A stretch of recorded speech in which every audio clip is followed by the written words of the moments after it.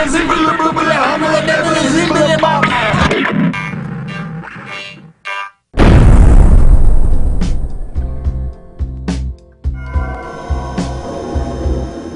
to Andy's Little Sci-Fi Horror Show. My name's Andy, and this is my little 10-minute window to the rest of the world. Tonight, I'm joined by Drew, yep, and Ken.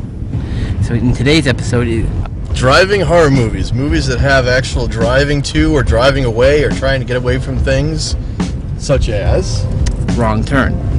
Wrong Turn. Why don't you tell us about that? Hold on a second. Admit that to the camera right now. All right, you know, I'm going to be honest here. I have not seen Wrong Turn. I don't know what it's about. I do know it's about a pair of a girl or something, and they get stuck. No, dude, now you're butchering it. Right, First of all, it actually stars a guy, a young doctor on his way to a new job, and he gets stuck in some traffic in the mountains of West Virginia with the mountain men, the legends of mountain men. He decides to back his car up because he can't wait. He goes to a back road and encounters some problems. I'll just say, I won't give away the plot. Anyways, yeah, he counts some campers, and they end up hooking up, obviously, and he encounters three mountain men. And these are some Stan Winston's weirdest creations. They were like the mountain deformed mountain men. Then we're gonna hit a car here. No, we're not going to hit a car. We're gonna hit this car. The car. Yeah, here comes a horror film waiting to happen. No, for God's sakes, buddy, slow it down. All we needed for that was like a scantily clad woman in the back seat here, and there would have been a horror film right there. Needed screaming too. That's our horror film. You can actually see that now. Now that I know you didn't see it. Yeah, I'm going to have to check it out now. One of my favorites, it's got to be mentioned, is Christine. You still mad, are you, Cunningham?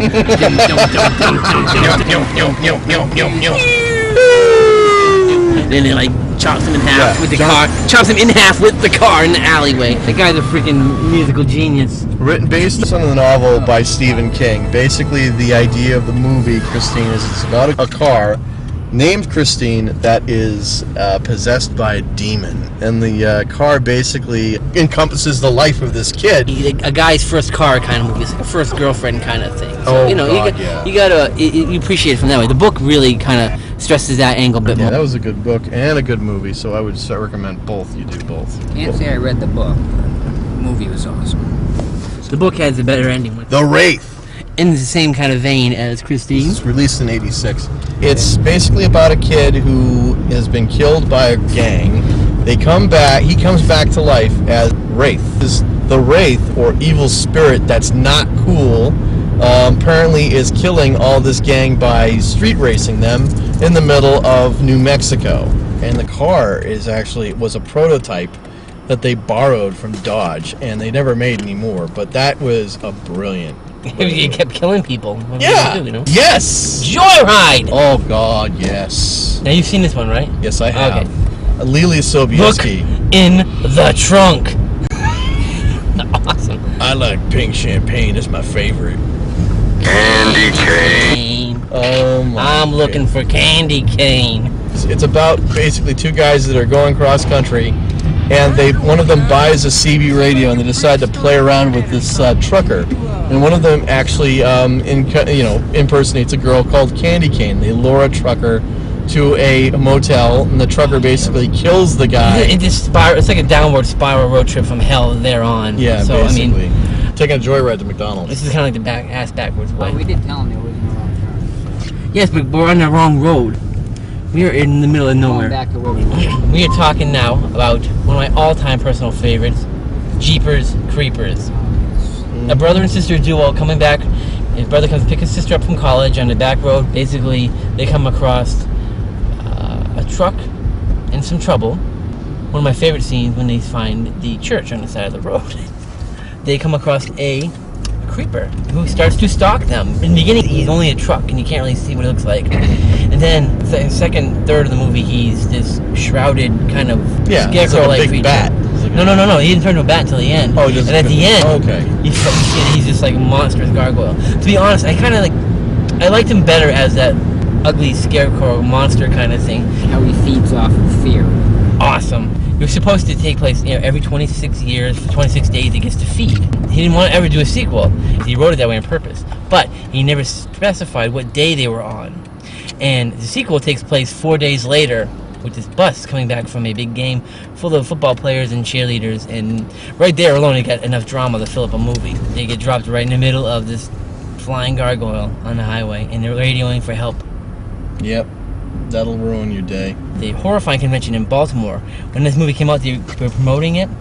They actually had the cast come in on the bus, and supposedly, in theory, actually broke down. I don't know if this is one of those comical ironies or something that they said was going to happen, but they actually arrived about 25 minutes late because they supposedly broke down, which could be true, could not be true, who knows. It's funny to think. I wonder if it really happened that way. Actually, that would be an excellent horror movie. Having a cast of a horror movie that was supposed to be on a bus going to a horror convention, and the bus breaks down, and the cast members of that horror movie then have to face that kind of a dangerous situation. This is why I had Allison write my scripts. Duel! Okay.